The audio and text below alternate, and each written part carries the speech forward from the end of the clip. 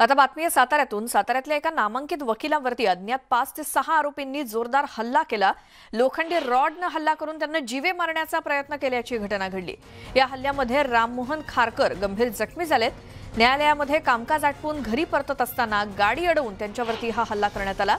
आरोपींनी केलेल्या या हल्ल्यामध्ये खारकर गंभीर जखमी झाले असून त्यांना उपचारासाठी पुण्याला हलवण्यात आले। या घटनेबाबत सातारा शहर पोलीस ठाण्यात 307 अन्वये अज्ञातांवरती गुन्हा दाखल झालाय। आरोपी अजूनही फरार असल्याची माहिती मिळते। साताऱ्यातून आमचे प्रतिनिधी किरण मोहिते आपल्या सोबत आहेत। किरण, हा हल्ला कोणत्या वेळी झाला आणि हा पूर्वीचा काय वाद होता? श्वेता, नक्कीच धक्कादायक प्रकार आहे। ही जी घटना आहे ती काल रात्री 10:30च्या सुमारास ही घडलेली आहे। जे साताऱ्यातील जे वकील आहेत राममोहन खारकर हे आपल्या गाडीतून घरी जात होते आणि यावेळी काही अज्ञात जे युवक होते ते युवकांनी त्यांच्याशी वाद घातला। ओव्हरटॅक करण्याच्या वादातून हा जो प्रकार आहे तो झालेला आहे आणि वाद झाल्यानंतर जे वकील आहेत त्या वकिलांची गाडी एक लोखंडी रॉडने फोडण्यात आली। त्यानंतर या वकिलालाही मारहाण करण्यात आलेली आहे।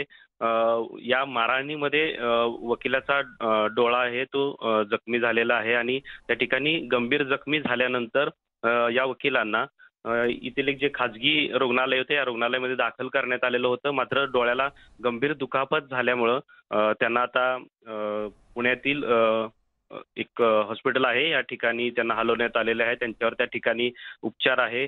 घटनेचं गांभीर्य ओळखून या ठिकाणी सातारा पोलिसांनी ठिकठिकाणी नाकेबंदी केली आणि या आरोपींचा शोध जो आहे तो घेण्याचा प्रयत्न केला। त्या ठिकाणचे सीसीटीव्ही देखील तपासण्याचा प्रयत्न जो आहे त्या ठिकाणी पोलीस करत आहेत। मात्र हा वाद जो आहे तो किरकोळ कारणातून जरी झाला असला तरी जरी हा प्री प्लॅन आहे की काय हल्ला अशा प्रकारचंही त्या ठिकाणी पोलीस जे आहेत ते तपास करत आहेत। कारण वकील आहेत आणि कुणी संशयित जे हल्लेखोर आहेत ते काही केसच्या कारणातून त्या ठिकाणी हल्ला करण्यात आलेला आहे की काही हेही देखील तपासणी केली जात आहे।